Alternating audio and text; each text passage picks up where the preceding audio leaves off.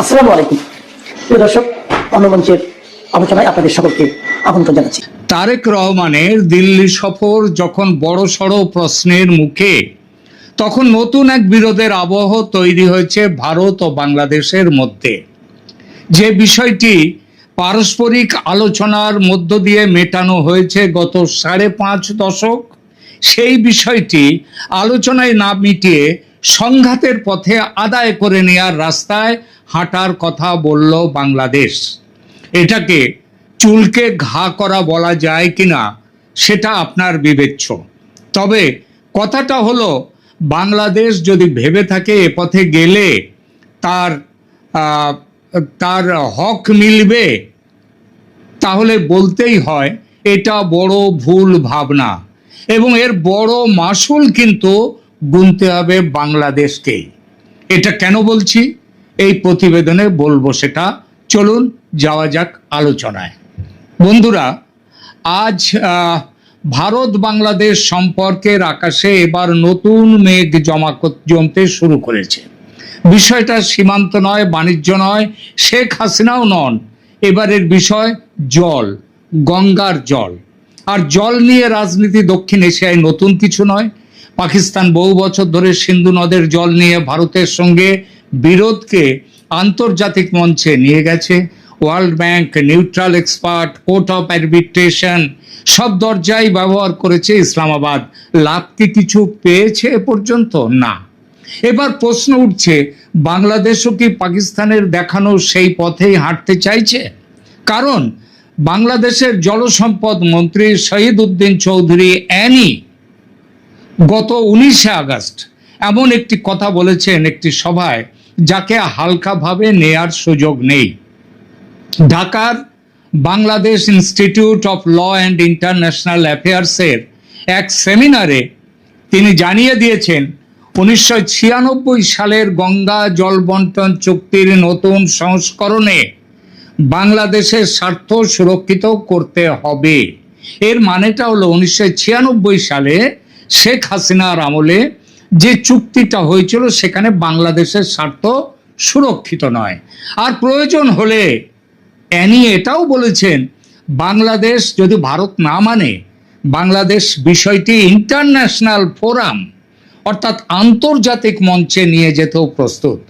মন্ত্রী বলেছেন, বাংলাদেশের একটি চুক্তি চাই এবং বাংলাদেশের অধিকার প্রতিষ্ঠার জন্য প্রয়োজন হলে আন্তর্জাতিক ফোরামেও যাবে ঢাকা। একই সঙ্গে তিনি দাবি করেছেন, নতুন চুক্তিতে থাকতে হবে কি গ্যারান্টি ক্লজ, গ্যারান্টি দিতে হবে।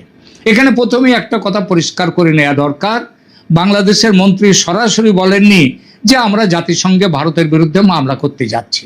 তিনি বলেছেন সেটা হলো প্রয়োজনে ইন্টারন্যাশনাল ফোরামে যাবেন।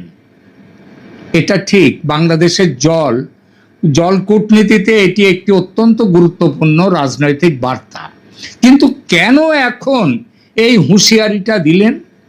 যদি বুঝতাম আলোচনায় বসেছেন কিন্তু কোনো জায়গায় মীমাংসা হচ্ছে না, সমঝোতা হচ্ছে না, তখন একটা হুঁশিয়ারি দেওয়ার প্রশ্ন আসতেই পারে যে বাংলাদেশ যাবে আন্তর্জাতিক ফোরামে। কিন্তু এখন কেন? কারণ ঘড়ির কাঁটা চলছে। 1996 সালের 12 ডিসেম্বর ভারত ও বাংলাদেশের মধ্যে গঙ্গার জল বন্টন নিয়ে যে ঐতিহাসিক চুক্তি হয়েছিল তার মেয়াদ 30 বছর, অর্থাৎ ডিসেম্বর 2026-এ বর্তমান চুক্তির মেয়াদ শেষ হচ্ছে। চুক্তির আর্টিকেল 12-এ বলা আছে 30 বছর পরে পারস্পরিক সম্পত্তির ভিত্তিতে এটা রিনিউ করা যাবে। সুতরাং আগামী কয়েক মাস অত্যন্ত গুরুত্বপূর্ণ।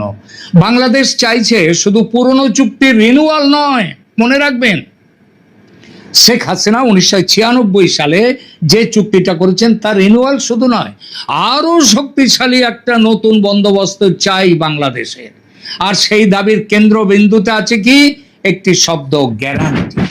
বাংলাদেশ বলছে ভারতকে একটি নির্দিষ্ট পরিমাণ জল দেওয়ার নিশ্চয়তা দিতে হবে। কিন্তু প্রশ্ন হলো, বর্তমান চুক্তিতে কি আছে? খুব সহজ করে একটু বুঝিয়ে দিই বিষয়টি।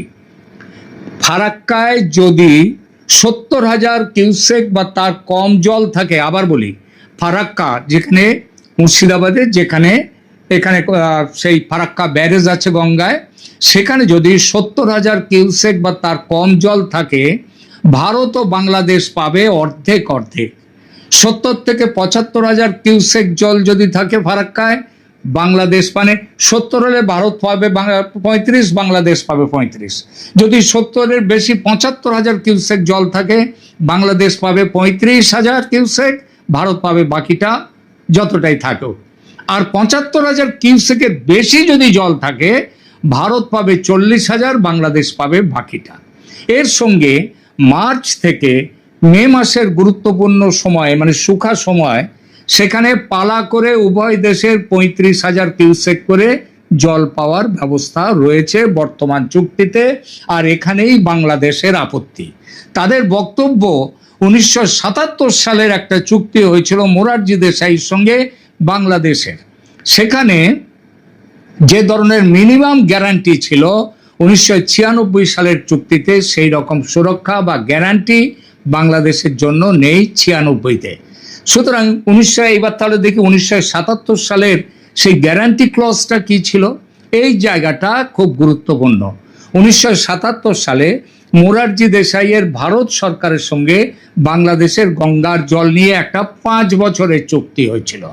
সেখানে বলা হয়েছিল, কোনো নির্দিষ্ট 10 দিনে গঙ্গার জল অস্বাভাবিকভাবে কমে গেলেও বাংলাদেশের প্রাপ্য জল সেই সময়ের নির্ধারিত অংশের 80% নিচে নামবে না।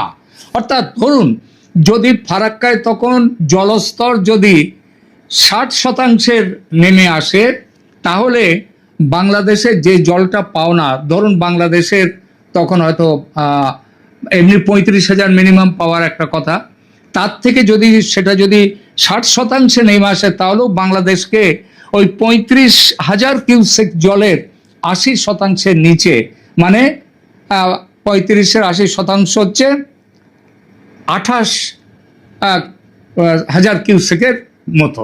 সেই 28,000 কিউসেকের কমে জল দেওয়া যাবে না, তাই ভারতের যতটুকুই জল থাক। অর্থাৎ নদীতে জল কমে গেল, তবুও বাংলাদেশের জন্য একটা মিনিমাম প্রোটেকশন জলের ছিল 77-এর চুক্তিতে। প্রাপ্য জলের 80% কমপক্ষে দিতেই হবে বাংলাদেশকে। এই ব্যবস্থার নাম ছিল বিখ্যাত 80 বা 80% গ্যারান্টি ক্লজ। বুঝাতে পারলাম? কিন্তু 1982 এবং 1985 সালের পরবর্তী বন্দোবস্তে তখনও চুক্তি হয়েছিল, সেই ক্লজটা উঠে যায়, অর্থাৎ এই ক্লজটা থাকেনি। আর 1996 এই সময় কারা করেছিলেন চুক্তি? ওই যে 1982 এবং 85-তে তখন ছিলেন হুসেন মোহাম্মদ এরশাদ, হাসিনা নন। 1996 সালের চুক্তিতে 1977-এর সেই একই ধরনের গ্যারান্টি ক্লজও আর ফিরে আসেনি। তাই এবার ঢাকা বলছে, নতুন চুক্তিতে আমাদের গ্যারান্টি দিতে হবে, জল যত কমুক আমাদের জল এতটা দিতেই হবে। কিন্তু ভারতের পক্ষে এটা শুনতে খুব মনে হচ্ছে এটা তো ন্যায়সঙ্গত, তাদেরও এটা মনে হতে পারে যে তাদের দাবিটাও তো ন্যায়সঙ্গত, বাংলাদেশের দাবি।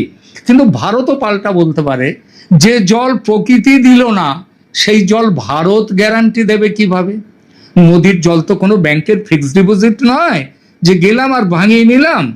ক্লাইমেট চেঞ্জ হচ্ছে, বর্ষার প্যাটার্ন বদলাচ্ছে, ওপর থেকে জলের ডিম্যান্ড বেড়ে যাচ্ছে, কারণ আমাদের হিমালয় থেকে জল আসছে। সেই জল, গঙ্গার জল যত নিচে নামতে থাকবে তার ডিম্যান্ড বাড়ছে। ভারতের নিজের উত্তরপ্রদেশ, বিহার, ঝাড়খণ্ড, পশ্চিমবঙ্গের কৃষি, পানীয় জল, পরিবেশ সব কিছুতেই চাহিদা রয়েছে, চাহিদা বাড়ছে। সুতরাং বাংলাদেশ যদি বলে যে প্রকৃতিতে জল থাকুক আর না থাকুক আমাকে আমার নির্দিষ্ট জল দিতেই হবে, ভারত খুব স্বাভাবিকভাবেই প্রশ্ন তুলতে পারে, ঘাটতির দায়টা একা আপস্ট্রিম কান্ট্রি বা ভারত নেবে কেন? তোমরাও ভাগ করে নাও। 1982 এবং 1985 সালের চুক্তিতে এজন্যই তো গ্যারান্টি ক্লজ তুলে দেওয়া হয়। 1996 সালে না হয় শেখ হাসিনা ক্ষমতায় ছিলেন, কিন্তু 1982 এবং 85 সালে কে ছিলেন শাসক বাংলাদেশে? হুসেন মোহাম্মদ এরশাদ। ভারত শক্ত অবস্থান নিয়ে এই গ্যারান্টি ক্লজ তুলে দিয়েছে তখন থেকে। সেটা আবার মানবে? প্রশ্নই ওঠে না। বরং 1996 চুক্তিতে যে বেশি জল দেওয়ার কথা বাংলাদেশকে, সেটা আরো কমিয়ে দেওয়ার চেষ্টা করবে ভারত, কারণ গঙ্গায় জল কমেছে আর ভারতের অভ্যন্তরীণ চাহিদা বেড়েছে। ভারত ইতিমধ্যেই নিজের প্রয়োজনে বাংলাদেশকে দেয়া জলের পরিমাণ